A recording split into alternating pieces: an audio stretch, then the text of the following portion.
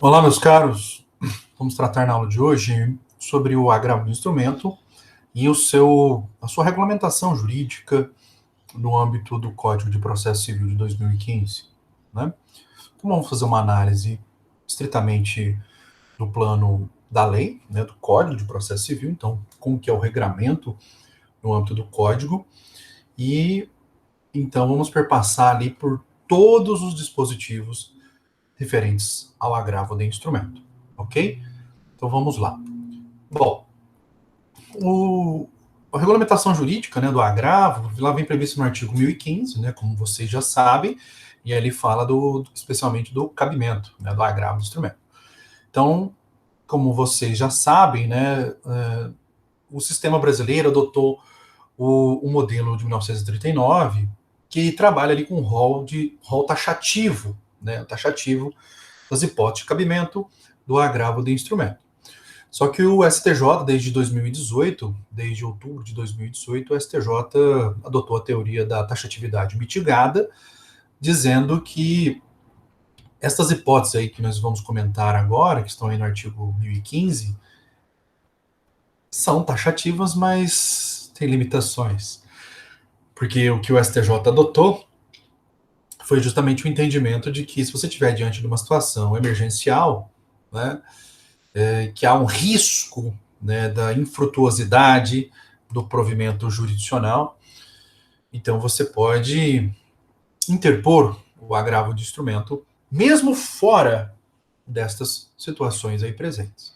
Então, foi um posicionamento curioso, né, um tanto quanto polêmico, porque foi contra o espírito do Código de Processo Civil, na minha vertente, né?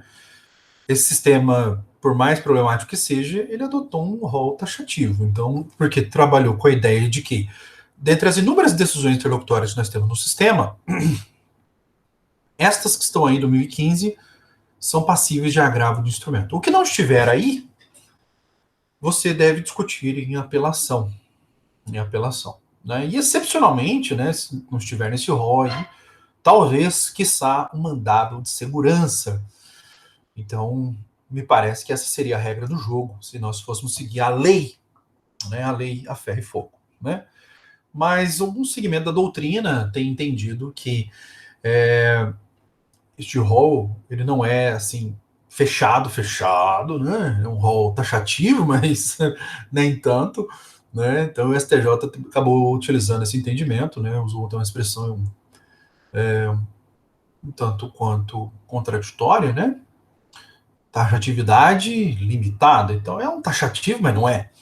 Então, se você estiver diante de qualquer situação emergencial, você pode interpor o recurso de agravo do instrumento. Então, ele é cabível de qualquer decisão interlocutória fundada em urgência. Né? Meio que ressuscitou o sistema de 73, né?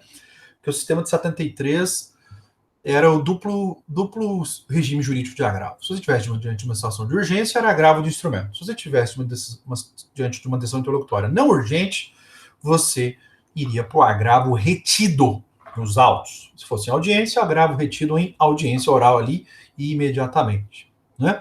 Então, me parece que o STJ não gostou desta alteração do CPC de 2015, né, da taxatividade mitigada, e acabou por ressuscitar por vias transversas, sem declarar a inconstitucionalidade desse artigo, o que é mais curioso, né?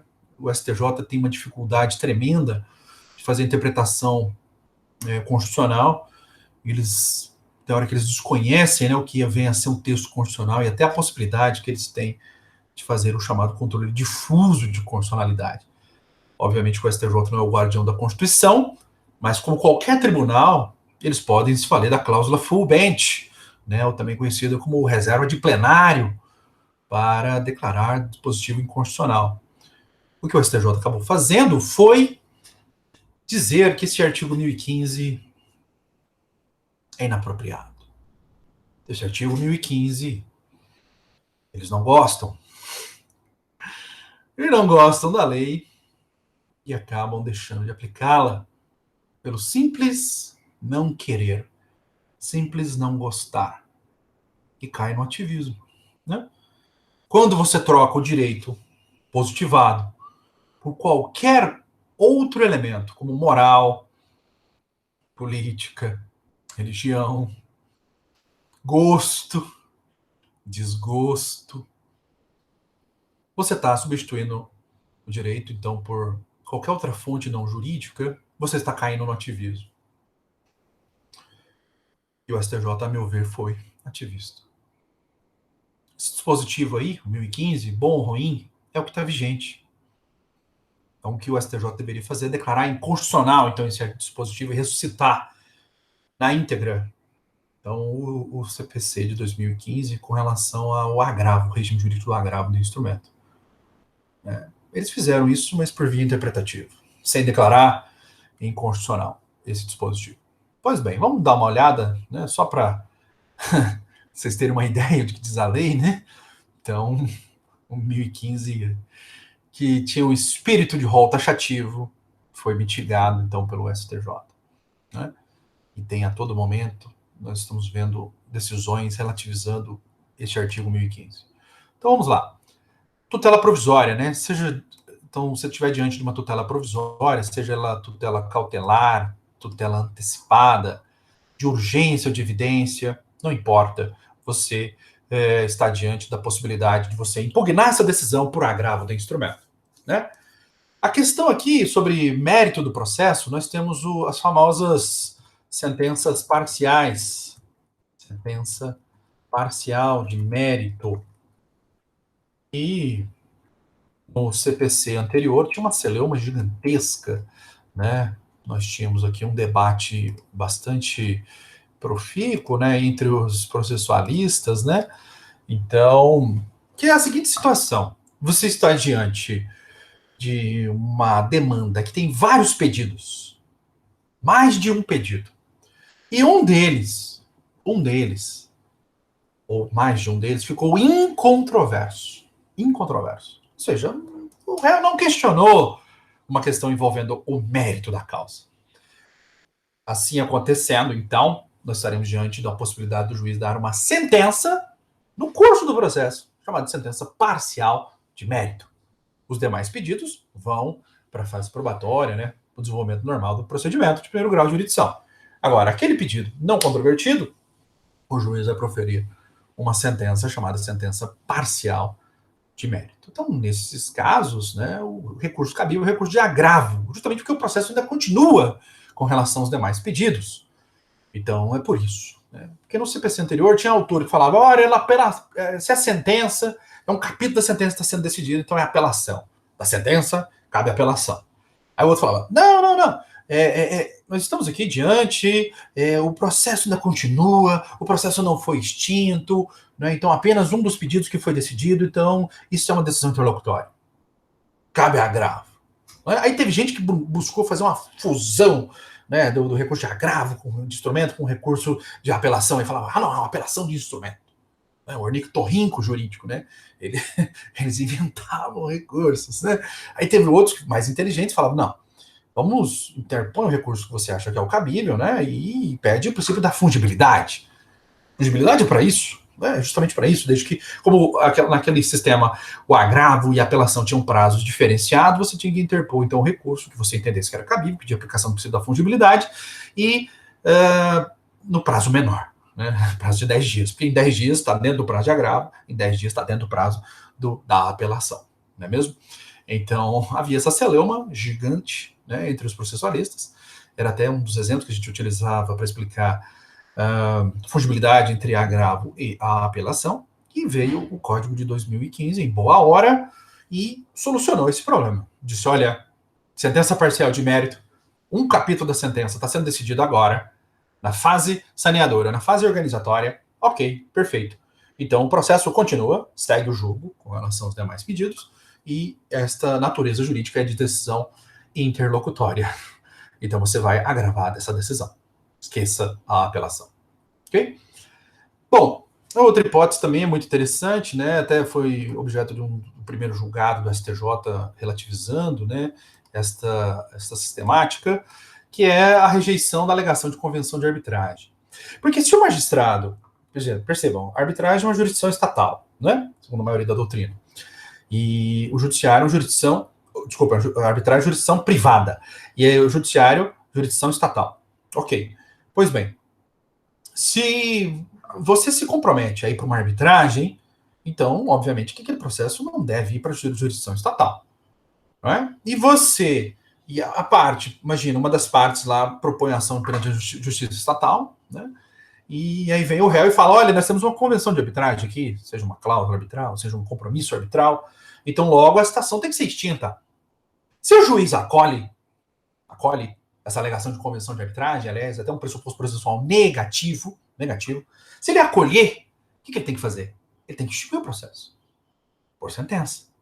Extinção do processo. E da sentença cabe apelação. Agora, você alegou que havia uma convenção de arbitragem. Essa alegação foi rejeitada. O juiz ignorou aquilo. Falou: não, essa cláusula não é válida. Essa cláusula arbitral. Eu estou rejeitando. Vai permanecer o processo aqui na jurisdição estatal. É uma decisão interlocutória. E dessa decisão cabe agravo de instrumento. Ok? Então essa é a hipótese aqui prevista. E o STJ acabou fazendo uma relativização também com relação a isso, prevendo, por extensão, o cabimento do agravo de instrumento com relação à alegação de competência jurisdicional.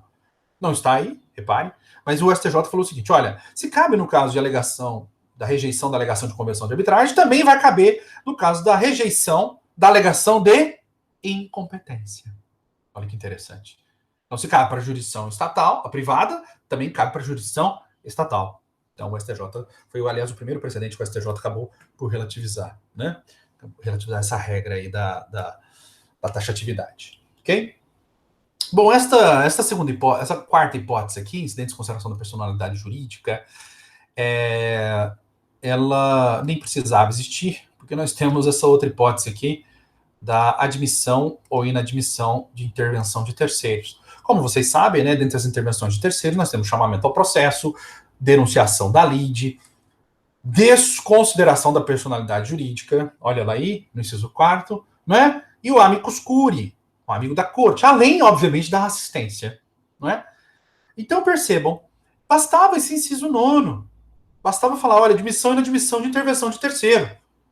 Qualquer decisão envolvendo admissão ou inadmissão de um terceiro no processo comporta agravo do instrumento. Então, estaria abrangendo a desconsideração da personalidade jurídica. Né? Então, o legislador aí acabou falando demais, né? Redundante, bastante redundante. Né? Então, esse inciso 4º está englobado dentro do inciso 9º, né, do artigo 1015. Né? Ainda, né? Rejeição do pedido de gratuidade da justiça. Então, você formulou um pedido de gratuidade da justiça e o juiz rejeitou. O juiz indeferiu o seu pedido de gratuidade da justiça. Né? Então, isso comporta, então, o recurso de agravo desse instrumento. Ainda, o acolhimento do pedido de sua revogação. O pedido de revogação ele vai se dar no incidente chamado, no incidente defensivo, né, chamado de impugnação à gratuidade da justiça, que pelo réu é no prazo da defesa, dentro da defesa que é feito a impugnação à gratuidade da justiça. Ao passo que, para o autor, né, o autor que queira impugnar a gratuidade da justiça, então vai ser 15 dias após o acolhimento do pedido de gratuidade que for concedido na defesa. Né? Então, se for concedido no curso do processo, em 15 dias após a concessão. Então, e pode acontecer também, né, de uma das partes pedir essa revogação, demonstrando ali, por exemplo, que a capacidade econômica por parte daquele que solicitou a justiça gratuita, que o juiz foi, por exemplo, induzido a erro, e logo essa gratuidade da justiça tem que ser revogada. Né? Então, se o juiz acolhe esse pedido de revogação da gratuidade da justiça, então também comporta agravo do instrumento. Bom, um outro incidente probatório aqui, né? Tem algumas questões probatórias interessantes, né? Então, o primeiro incidente probatório que nós temos aqui, que comporta agravo do instrumento, é a exibição ou posse, né, de documento ou coisa. Né? O incidente de exibição de coisa é bastante interessante, pode ser exibição de documento ou coisa em prol da própria parte contrária ou em prol de terceiros, né? Então, qualquer decisão tomada aí que determine a exibição de documento ou coisa, ou que não determine a exibição de documento ou coisa, então comporta o agravo do instrumento, certo? Exclusão de litisconsórcio, qualquer decisão que envolva a exclusão de um litisconsórcio, né, então também comporta o agravo de instrumento. Né? Litisconsórcio, pluralidade de partes, né, seja no polo ativo, litisconsórcio ativo, seja no polo passivo, litisconsórcio passivo, né, ou o litisconsórcio misto, né, que é em ambos os polos. Né? Então, qualquer decisão envolvendo a exclusão de litisconsórcio comporta, então, agravo do instrumento. Agora, aqui, essa outra hipótese é um pouco diferente. Rejeição do pedido de limitação do litisconsórcio. O que pode acontecer, nós temos um número excessivo de litisconsortes, né, um número excessivo de réus, né, ou de autores, né, que acaba por dificultar o direito de defesa. Né, então, o que alguns chamam de litisconsórcio multitudinário, né, vem de multidão. Então, nessa hipótese aqui, se a parte interessada faz um pedido de limitação do número de litisconsortes, né, então, e o juiz rejeita esse pedido de limitação, né, por exemplo, tem 50 litisconsortes, e eles pedem para ser 5 ações com 10, ou 10 ações com 5, né, uma limitação, então, em redistribuição desse número de litisconsortes, e vai por conexão para o mesmo juiz. Pois bem, e o juiz rejeita esse pedido de limitação, então cabe o agravo de instrumento. Bom, inciso 9 eu já comentei. Inciso 10º. Concessão, modificação, revogação de efeito suspensivo nos embargos à execução. Bom, embargos à execução é um mecanismo de defesa do devedor, do executado. Devedor no processo de execução é chamado de executado. Credor é o exequente. Desculpem. E o devedor é o executado. Pois bem, nós temos no processo de execução, então, uma máxima de que parte do pressuposto que o credor tem razão, né? E que caso o devedor queira embargar a execução, essa execução ela não terá mais efeito suspensivo automático, que antes tinha. Bastava ele embargar que automaticamente a execução estava suspensa, parava de andar. Mas, para tanto, ele tinha que garantir o juízo, né, prestar uma garantia em juízo, para que obstasse o andamento da execução. Pois bem, então hoje os embargos de execução não possuem mais efeito suspensivo automático, que antes era o ope legis, lembra? Parecido aqui quando é igual aqui no sistema recursal, era o sistema ope legis, agora é o sistema ope iudicis. Ou seja, para se conceder um efeito suspensivo nos embargos de execução, ou seja, porque os embargos de execução suspendam o andamento da execução, então você precisa pedir para o juiz que ele conceder o efeito suspensivo. Essa é a questão. Então, e a sua concessão, então, ou sua modificação do seu efeito suspensivo, ou a revogação do mesmo, então comporta agravo do instrumento. Aliás, mentaliza a seguinte ideia, que aqui aproveitando aqui, já vou explicar o que está escrito aqui no parágrafo único, né? Porque, olha, cabe agravo do instrumento contra decisões interlocutórias proferidas na fase de liquidação de sentença, que esse aqui é um incidente na execução, cumprimento de sentença, que é a execução fundada em título judicial, ou no processo de execução. Além disso, também no processo de inventário. Então, percebam, é cabível, então, agravo do instrumento, né? Falou em processo de execução, meu amigo, agravo do instrumento é a decisão, a não ser que haja extinção da execução. Seja uma decisão de extinção, aí nós estaremos, quando se fala em extinção, é por sentença. E sentença, o recurso cabível de apelação. Agora, qualquer outra decisão que não seja de extinção na execução vai comportar agravo do instrumento. Então é muito interessante essa regra. E também aqui, como vocês já viram, nos processos de inventário, né, qualquer decisão ali tomada que você queira impugnar, cabe agravo de instrumento dentro do processo de inventário. Ok? Pois bem, então execução, né? Falou em execução e falou em processo de inventário, você já associa aqui o recurso cabível ao recurso de agravo. Aqui é uma outra questão probatória muito interessante, meus amigos, que é a da redistribuição do ônus da prova, né? O ônus da prova no processo civil ele é um ônus estático, ou seja, o autor compete provar aquilo que ele alega e o réu compete provar os fatos impeditivos, distintivos ou modificativos, né? Então isso é estático. Você já sabe as regras do jogo, né? Quando você vai propor uma ação. Acontece que é possível que o magistrado ele faça a distribuição dinâmica do ônus da prova. Caso ele verifique que a parte contrária tem maior facilidade de provar o alegado, caso nós estejamos diante de uma prova diabólica, que é uma prova extremamente difícil, é impossível de ser produzida. Então, permite-se aqui a chamada redistribuição do ônus da prova, ou seja, que o ônus da prova saia das mãos do autor e recaia nas mãos do réu. Então, inverta, né? Inverta o ônus da prova. Só que o Código de Processo Civil não gosta dessa expressão, ele não utilizou essa expressão, inversão do ônus da prova, ele usou, eufemisticamente, na minha opinião, a expressão distribuição dinâmica do ônus da prova, tá? Mas nada mais é, a meu ver, uma inversão do ônus eufemisticamente mudada de nome, né? Então você vai atribuir o ônus a quem tiver maior facilidade. E se você está fazendo a redistribuição, você está retirando do autor e colocando nas costas do réu, ok? Então, esse é o ponto de amarração. Então, essa decisão que redistribui o ônus da prova, então comporta o recurso de agravo de instrumento, tá? Então, nós temos aqui também outras hipóteses previstas em lei, né? Então, colocaram aqui uma cláusula aberta, outros casos previstos em lei. Por exemplo, a decisão que decreta a falência, né, lá no processo de falência, né? Então, você vai estar diante de uma sentença, mas que é agravável. Aqui na liquidação de sentença, é interessante, um outro exemplo, né? Que comporta, apesar de ser uma sentença que quantifica, né, que liquida uma outra sentença, então uma sentença que quantifica a outra sentença, então vai estar diante de agravo também. Então nós temos algumas situações então, que estão previstas em lei que comportam o agravo de instrumento. Você vai ver em legislação extravagante, né, ou legislação esparsa, do cabimento do agravo do instrumento. Eles vão falar expressamente. E esse exemplo aí que eu te falei é um exemplo clássico, né, da questão da decisão que decreta a falência, né, lá no processo de falência. Ok? Então essas aqui, meus amigos, seriam as hipóteses taxativas de cabimento do agravo. Ou seja, previsto em lei, até o princípio da taxatividade, né? Então, o cabimento dos recursos devem vir previstos na lei. Então, mas que o STJ acabou por relativizar, dizendo que da decisão interlocutória, seja qual for ela, se você estiver diante de uma situação emergencial, há um risco de não produzir efeito algum, né, o recurso, quando você for rediscutir isso lá na frente, né, por exemplo, no recurso de apelação.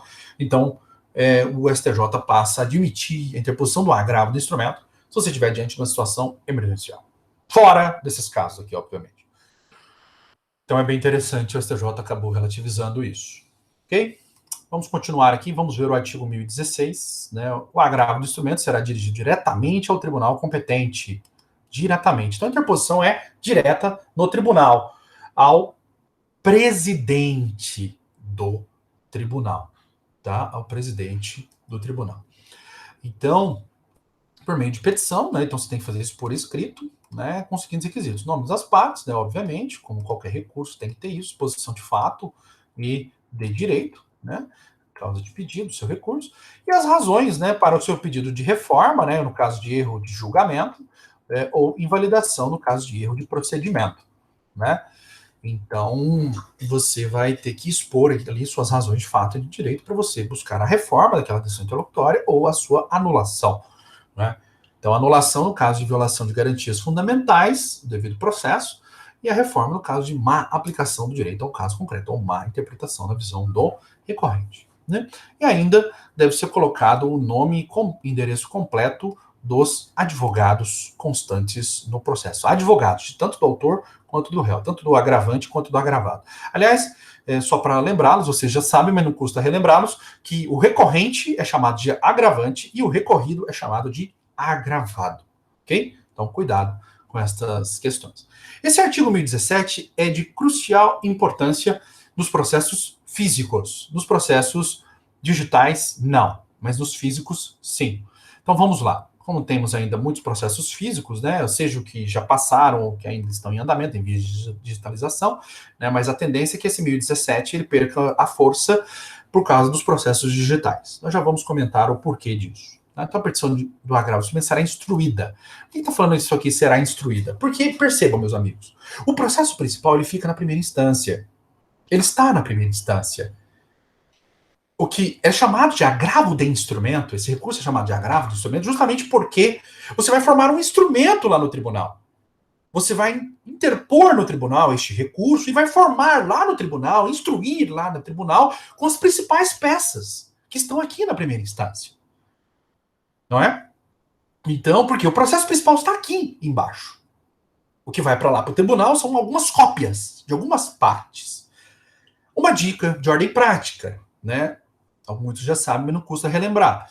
Se o processo for pequeno, fino, né, tem poucas páginas, tira a cópia capa a capa. Ou seja, cópia integral do processo. E manda para o tribunal a cópia integral.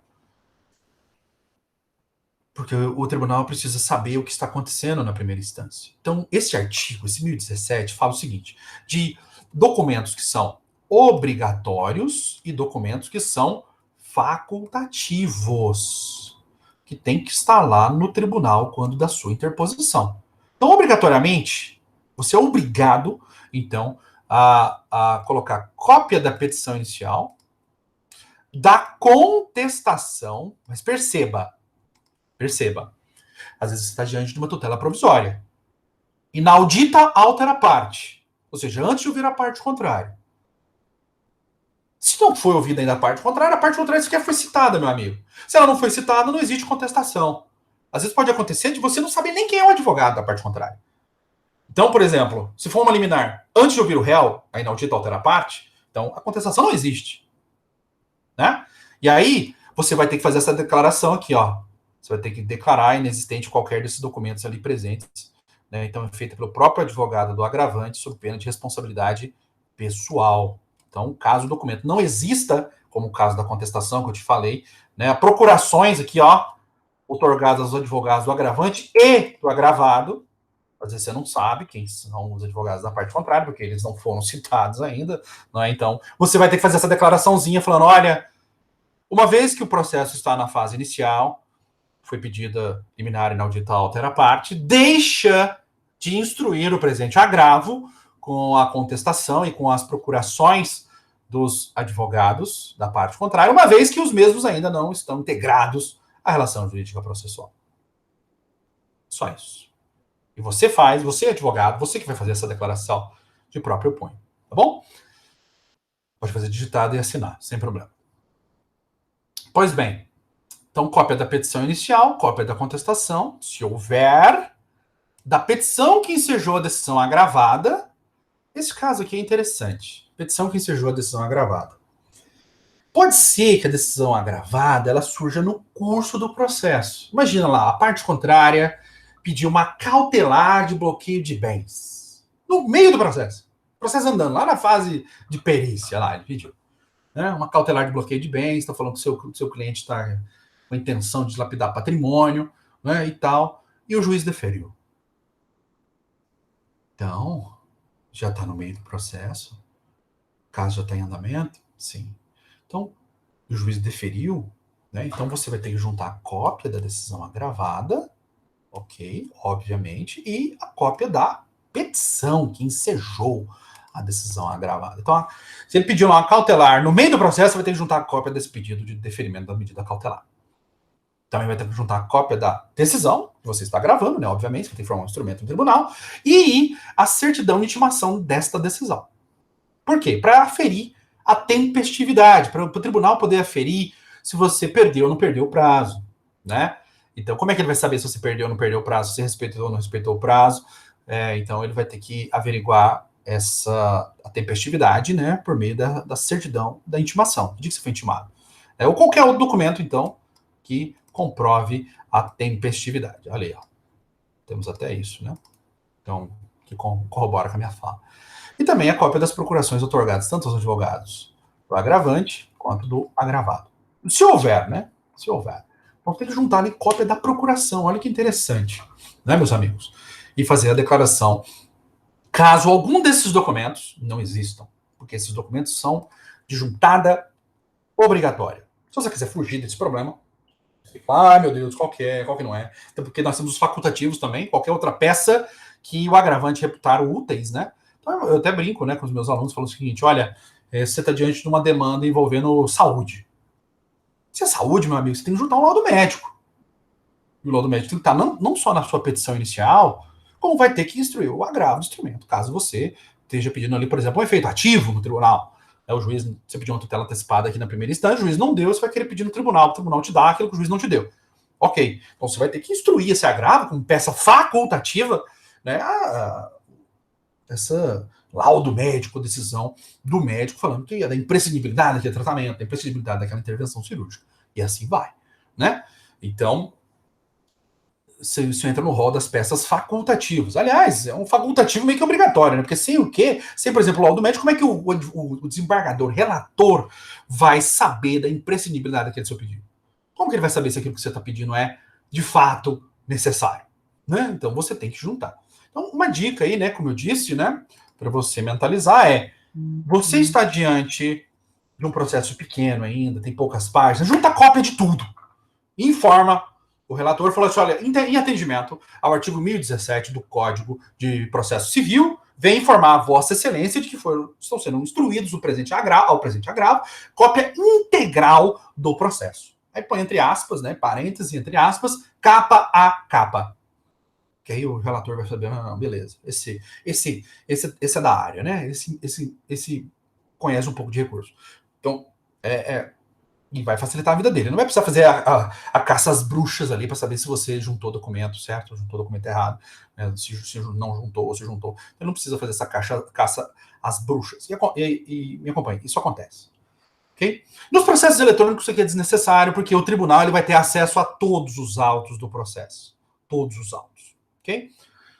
Então, a integralidade, né? A integralidade dos autos na primeira instância, o tribunal acaba tendo acesso imediato. Então, no processo digital, isso é desnecessário. Ainda, né, aqui o parágrafo primeiro está falando comprovante de custas, né? Porte e retorno, né? Então, quando devidos, né? Obviamente, se a pessoa estiver pela justiça gratuita, né? Isso aqui é desnecessário.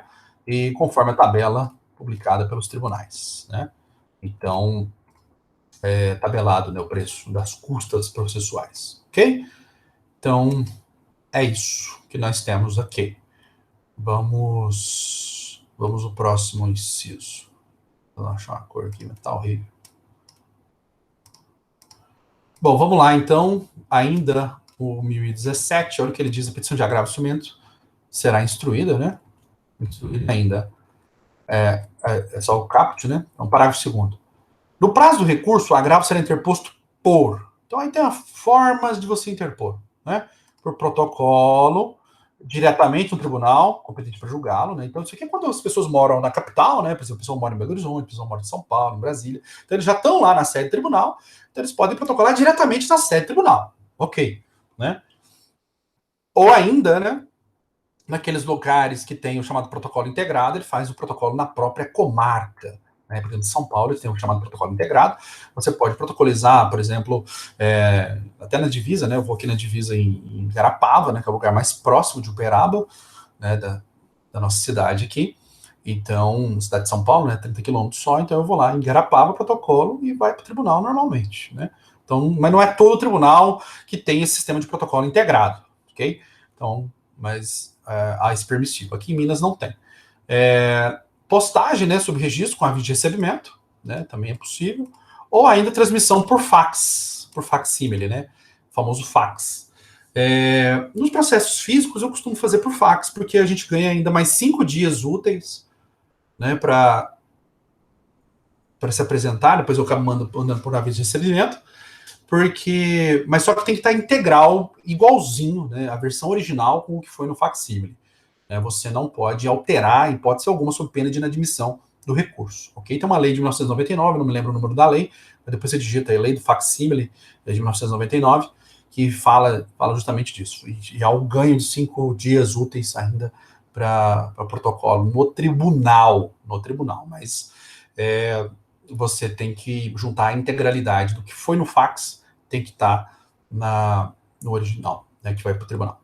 Ou ainda qualquer outra forma prevista em lei, né, que nós temos o sistema do PJE, né, também dos processos eletrônicos, também prevê a interposição direta no tribunal. É bastante tranquilo, né, a interposição hoje em dia. Se sua internet estiver funcionando bem, não é difícil interpor um agravo no tribunal.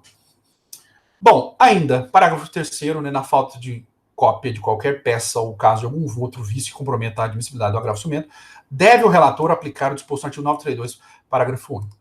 O que é isso daqui? Isso aqui é o chamado dever de prevenção, que os relatores hoje têm, né? Todos os juízes, né? A bem da verdade, mas aqui fala em específico do relator, porque o 932 mentaliza aí. O artigo 932 fala dos poderes do relator. Então, o relator, com base no princípio da primazia do julgamento de mérito, se ele verificar que está faltando alguma peça, o carimbo está ilegível, não é? Esqueceu de pagar as custas, ou pagou de valor insuficiente, então ele tem que abrir um prazo de 5 dias para sanar o vício. Então ele tem que apontar qual é o vício. Tá faltando aqui a procuração que o senhor esqueceu, tá faltando aqui a cópia da contestação, ou tá faltando aqui aquela declaraçãozinha que o senhor esqueceu de fazer. Imagina que ele seja aqueles, né, minuciosos. Então, ele vai ter que te intimar para em 5 dias que você corrija, apresente esse documento faltante, ou corrija o vício por ele apontado, sob pena de inadmissibilidade do recurso de agravo, meu amigo. Ok? Pois bem. Então, olha aqui, ó, se for interposto pelo facsímile, né, pelo sistema de fax, ou algum outro similar, as peças juntadas devem ser juntadas no momento do protocolo da petição original. É o que eu estava explicando ali mais acima. Né? Sendo eletrônico o processo, dispensa as peças referidas no inciso 1 e 2 do caput, olha o que eu estava dizendo também, ou seja, o inciso 1 e 2, volta lá, é esse aqui, ó, peças obrigatórias e a declaração de inexistência de qualquer outra peça aqui, né? Então, o que nós temos? Se forem processos eletrônicos, então essas peças obrigatórias, facultativas, são dispensadas. Porque, como eu te disse, o magistrado, o relator, ele vai ter acesso a todo o processo que está na primeira instância. Então, se está tendo acesso a tudo, ele não precisa de formar um instrumento no tribunal, ok? Então, mas caso o agravante queira, olha o que está dito aqui nessa outra parte. Caso ele queira, é facultado a ele juntar, anexar outros documentos que entenderam úteis para a compreensão da controvérsia. Então, está abrindo ainda a oportunidade para ele juntar outros documentos. Ok, meus amigos? E para a gente terminar, os 2 últimos artigos, o 1018, né? Olha o que diz o 1018. Bom, o 1018 fala o seguinte: a agravante poderá requerer a juntada nos autos do processo da cópia da petição do agravo do instrumento, comprovando sua interposição e da relação dos documentos que instruíram o recurso. Bom, poderá, né? Poderá. Isso aqui é nos processos eletrônicos. Por que existe essa regra? O que está dizendo aqui? Esse 1018 caput está falando o seguinte: olha, agravante, você pode comunicar ao juiz aqui de primeiro grau que você agravou lá no tribunal. Mas o poderá é só nos processos eletrônicos, que há essa facultatividade. Porque nos processos físicos é um dever. É o dever. Já vou te explicar, tem um artigo aí que vai falar, o parágrafo 3º aqui, né? Pois bem, por que existe essa regra? Porque nós falamos lá na teoria geral dos recursos que o efeito regressivo. O que é o efeito regressivo? A possibilidade do juiz voltar atrás. Voltar atrás na sua decisão. E todos os agravos têm efeito regressivo. Todos os agravos, o juiz pode voltar atrás. Sim. Então, meus amigos, para que ele volte atrás, ele precisa saber que você interpôs o recurso. Então, por isso tem essa regra. Olha aí, ó. Vamos ler de novo. O agravante poderá requerer a juntada aos autos do processo da cópia da petição do agravo do instrumento, do seu comprovante de interposição e da relação dos documentos que instruíram o recurso. Ok? Pois bem. Parágrafo 1º. Se o juiz comunicar que reformou inteiramente a decisão, o relator considerar prejudicado o agravo. Então, olha só. Há uma interface aqui, né? Obviamente. Então, você tem o dever de comunicar o juiz de primeiro grau que você agravou. Ele vai ler o seu agravo e vai ver, olha, se ele mantém aquela decisão ou se ele reforma, ele volta atrás. Volta atrás. E desconsidera a decisão dele, né? Aí que tá. Se o juiz de primeiro grau, juiz de primeira instância, reformar então sua decisão, falar, não, realmente, o agravante tem razão, tô voltando atrás, né? Então ele vai ter que informar o relator do agravo, lá em cima, né, falando, olha, senhor relator, exceto senhor relator, eu estou voltando atrás, eu reformei minha decisão. Então, e aí o relator fala assim, tudo bem, então o agravo do instrumento perdeu o objeto. Se você voltou atrás, se o juiz voltou atrás, então o agravo perde o objeto. Por isso que ele está falando aqui que vai ser considerado prejudicado. Ok? Então é por isso. E olha aí o parágrafo 2º que eu estava comentando com vocês, meus amigos. Né? Não sendo é uma redação horrível, que não sendo eletrônicos autos, o agravante tomará a providência prevista no caput no prazo de 3 dias. Ou seja, ele está dizendo aqui o seguinte, olha, se for processo físico, ele é obrigado a comunicar o juiz de primeiro grau em 3 dias. 3 dias, ele é obrigado. Se for processo eletrônico, ele não é obrigado. Ele poderá, como está dito aqui, né, no caput. Então, redação muito sofrível, né, meus amigos? Então, sendo processo físico, ele tem o dever de informar o juiz de primeiro grau, obrigatoriamente. Porque, olha só, o descumprimento desta exigência, né, o dever de informar para o juiz de primeiro grau, né, se arguído e provado pelo agravado, importa em inadmissibilidade do agravo do instrumento. Ou seja, o que é isso daqui? Isso aqui nos processos físicos, tá? Vamos deixar claro. Nos processos físicos. Nos processos físicos, então, o agravante tem que informar o juiz em 3 dias de que ele interpôs o agravo. Comprovar a sua interposição e informar o juiz, olha, eu juntei os documentos tais, tais e tais. Ok? Ok. Se ele não fizer isso em 3 dias, o agravado, quando ele for ofertar suas contra-razões ao agravo, o contraditório no agravo, né? O agravado vai poder dedurar, essa é a palavra, né? O agravante, dizendo, opa, senhor relator, ele não informou o juiz. Ou informou, mas fora do prazo, de 3 dias. Né? Então, aí o relator verificando aquilo, né, ele vai inadmitir o agravo. Né? Então, o agravo vai ser inadmitido. Olha que interessante, meus amigos. Então, é uma consequência bastante séria, né? Agora, no processo eletrônico, não. O processo eletrônico isso é facultativo, tá bom? A informação. Mas é sempre bom você informar, até para possibilitar ao juiz que ele volte atrás, né? Então, é isso que você quer, né? Você quer a decisão. Não importa se ela foi tomada pelo tribunal ou se ela foi pelo juiz de primeiro grau. Enfim. O 1019, olha que interessante, 1019. Recebido o agravo do instrumento no tribunal, então o agravo vai chegar lá no tribunal, ele vai ser distribuído imediatamente para uma câmara, para uma câmara, por exemplo, uma câmara civil, né? Caiu lá para a 4ª câmara civil, né? E vai para um relator, vai ser sorteado um relator, e o relator, né, com base no artigo 932, inciso 3º e 4º, ele vai poder julgar liminarmente, ou julgar improcedente, né, fazer a admissibilidade do agravo, inadmitir o agravo, né, então, basicamente esse é o teor do inciso 3º e o inciso 4º, né?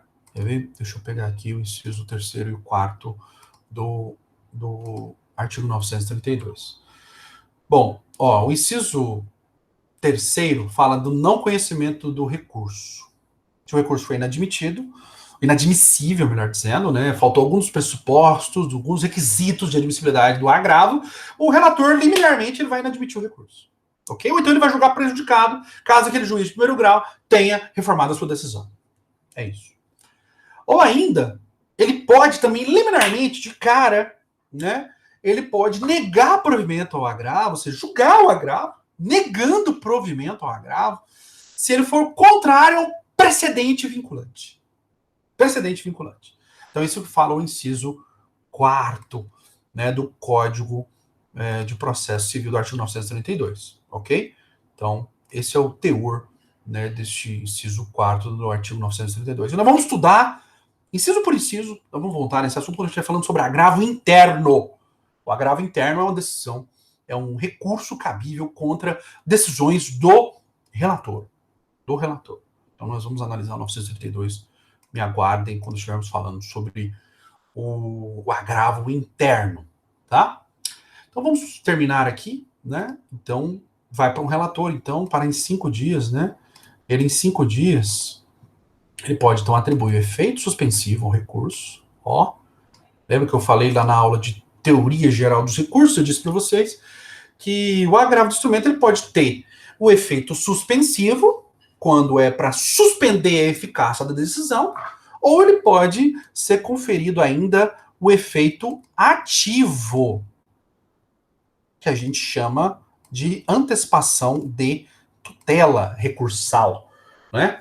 Então, também conhecido como efeito ativo. Se você quiser usar um linguajar mais antigo, né, você vai falar efeito ativo, ok? Ou seja, o efeito ativo é o seguinte: você buscou uma tutela antecipada perante o juiz de primeiro grau, o juiz indeferiu. Então, você vai pedir para o tribunal te dar aquilo que o juiz não deu. Não deu. Então, esse efeito suspensivo ou efeito ativo pode ser total ou parcialmente, né? E o relator, deferindo essa decisão, né, ou não, ele tem que comunicar ao juiz de primeiro grau, né, falando, olha, foi interposto aqui um recurso de agravo, eu estou atribuindo efeito suspensivo a este recurso para suspender a decisão de Vossa Excelência, aí, o juiz de primeiro grau, né? Então, ou não, efeito, é tutela antecipada. Então ele vai comunicar ao juiz de primeiro grau, falando, olha, foi deferindo tutela antecipada no âmbito recursal, ou efeito ativo, para determinar, por exemplo, que proceda a internação cirúrgica, né, que proceda o fornecimento do medicamento, enfim. Retire o nome do Serasa, né, que Vossa Excelência ainda deferiu. Tá? Então, o grande propósito do efeito ativo, né, é justamente conceder, no âmbito do tribunal, aquilo que o juiz não deu. Né? Por isso que é chamado de tutela antecipada recursal. Esse é o grande ponto, meus amigos. E, para a gente terminar aqui, inciso segundo, ordenará a intimação do agravado, pessoalmente ou por carta com aviso de recebimento, se ele não tiver advogado, né? Ou pelo diário, que é o que vai acontecer se ele tiver advogado constituído nos autos, né? Ou por carta, né? Com aviso de recebimento, pedido do seu advogado. Carta com aviso de recebimento para o advogado é só se não tiver o diário, né, instaurado naquela comarca, né? Às vezes é uma comarca muito pequena, estrutura precária, às vezes não está integrada, né, que é difícil, ocorrência, né, mas pode acontecer. Então aí a intimação do advogado vai ser por carta com aviso de recebimento. E, geralmente se dá na pessoa do advogado, né, se houver. Se não houver, então vai ser intimado o agravado pessoalmente, né, então por AR, né, então para que ele oferte as suas contrarrazões. Só um detalhe, meus amigos. Eu disse para vocês que o recorrente, aqui, no agravo instrumento, é chamado de agravante. O recorrido, agravado. As razões do agravo, a gente chama também na prática de minuta. Minuta do agravo. São as razões. De fato e de direito, para você pedir a reforma ou anulação da decisão. Ok? E nas contrarrazões do agravo, a gente também chama de contraminuta. Contraminuta. Ok? Então, só lembrando desse detalhe aí, tá? Então, para que responda, né, no prazo de 15 dias, então a resposta aqui é justamente as contrarrazões, né? Contrarrazões, também conhecida como contraminuta do agravo, ok? E vai facultar também ao agravado a juntada de documentação que ele entender que é útil, né, ao julgamento do recurso. Perfeito? E nos casos que o Ministério Público, né, nos casos de que o Ministério Público deve atuar como custos legis, né, como fiscal da lei, né, do interesse público, então também deve ser feita intimação do MP, né, para que, olha, preferencialmente meio eletrônico, né, curioso, né, falar só agora, né, meio eletrônico, né, quando for o caso, para sua intervenção se manifeste também no prazo de 15 dias. Então, caso o MP tem que intervir como fiscal da lei, né, então ele também vai ser devidamente intimado para tanto, ok, meus amigos?